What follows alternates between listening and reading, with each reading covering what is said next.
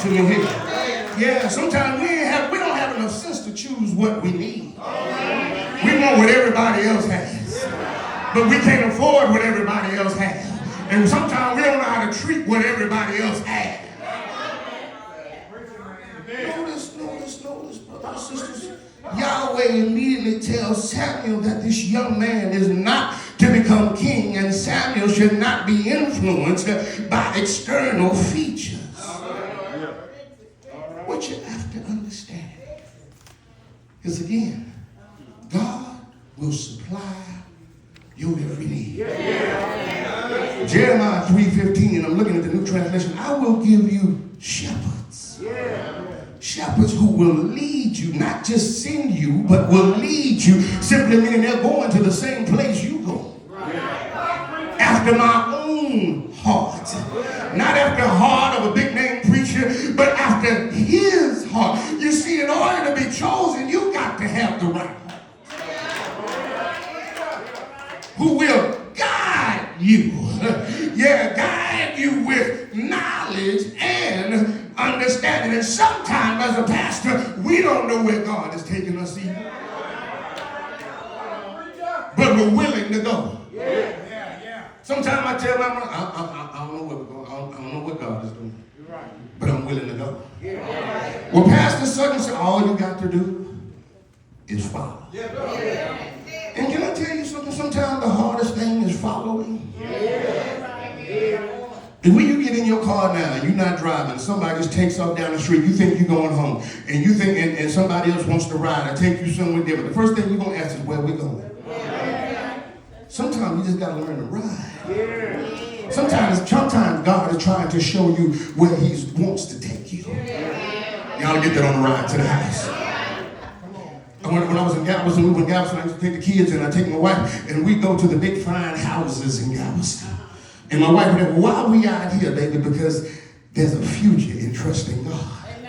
Sometimes we may not have it now, but one day, y'all listeners, sometimes I go to the car, I ain't got $1 in my pocket, but I walk around and talk like I got some money, because I'm calling those things that are not as though that I know that God is able. Does anybody in here know that God is able? Start looking at some stuff and trust in his word. Verse 7, I'm going to the house. I sure appreciate you letting me come. Notice this verse 7 here. But the Lord said to Samuel, don't judge by his appearance or height. For I have. Notice we said who rejected him. I have rejected him. The Lord doesn't see things the way you see them. People judge by outward appearance, but the Lord looks at the heart. People and God do not perceive reality the same way. Let me say that again. People and God do not perceive reality the same way. Sometimes I think God is taking forever. But one day, 1,000 years was one day, and one day is 1,000 years. How can you tell the creator of time what time to bless you? Have you thought about that? We sing the song, anyway you bless me, Lord, I'll be satisfied, but just hurry up. But Grandma said he may not come when you want him to. Anybody know that he's always on time? When I thought I would get evicted, the Lord showed up. When I thought I would lose my mind, the Lord showed up. I cried and I cried, but Jesus will work it out. Men and women are not God. Humans and Yahweh are not normally on the same page or looking at the same thing. There's some things I want, Pastor, and I want them yesterday. And I know I ain't by myself in here. I want it now. And if I don't get it now, I'm wondering if God is real. But I had to understand something, sis, that God does not work on permanent time. Can I tell y'all something? I'm 56 years old, and I said, well, whatever blessing you're going to give me, Lord, go ahead and give it to me now, because I don't know how long I'm going to live. And I heard the Lord say, that's right. I'm in control of that. Now, I'm only my control control of when I bless you, but you got to understand, if I promised it to you, you'll get it.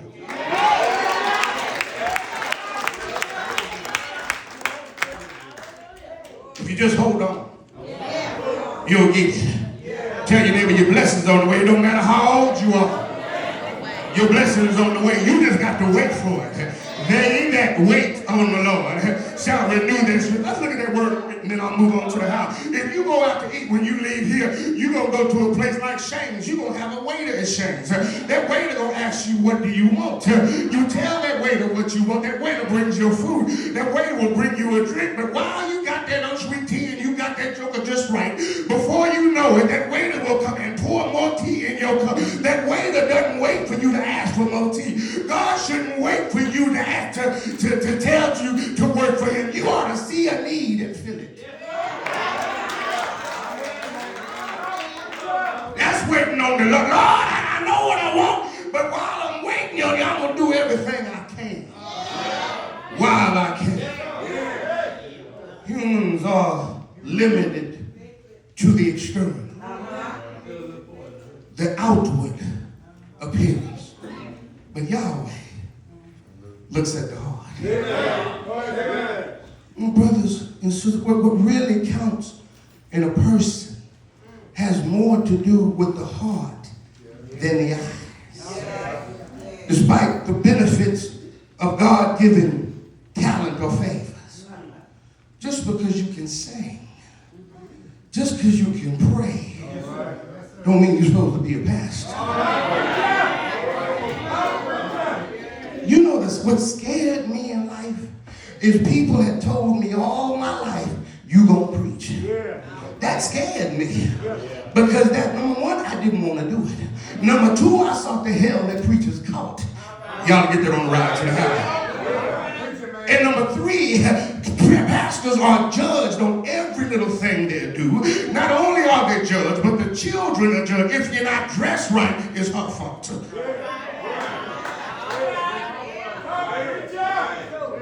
If you're not living, your pastors can't make any mistakes. Pastors can't be human. But can I tell you something? I don't mean to burst your bubble or hurt anybody's feelings. We are human. Pastor, get your children in here. Want to understand that, baby? Just for a minute. And I won't embarrass you, but I'm going to help you. Can I help you? Leave her alone.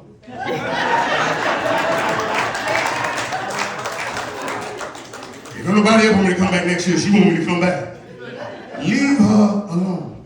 She's not like the daddy. She's not like the mama. She is her own individual person. You let God deal with her.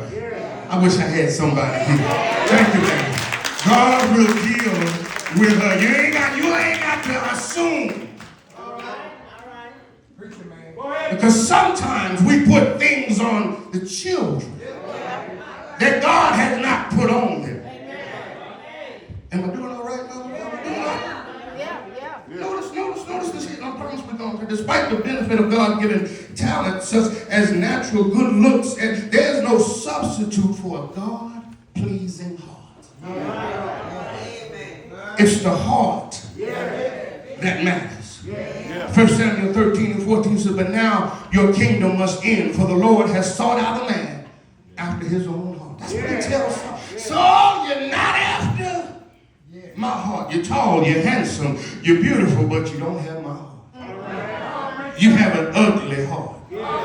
And it takes a chosen person of God that has the heart of God to be able to pass.